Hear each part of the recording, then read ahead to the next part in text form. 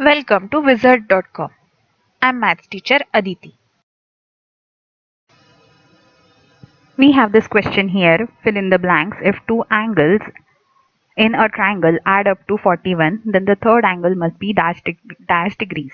So we have sum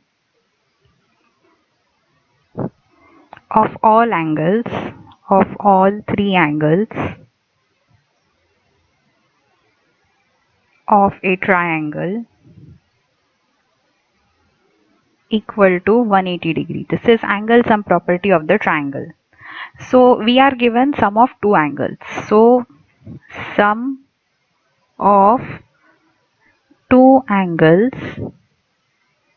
plus measure of third angle will be equal to 180 degrees. Therefore, we are given this to be 41. We have to find this. So what we can do here, we can consider measure of third angle to be x degrees. So we have that equal to 180. Let measure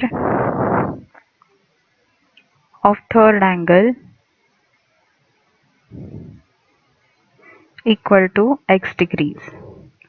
So what we have here is x equal to 180 minus 41. So we have x equal to 139 degrees. So this is the answer.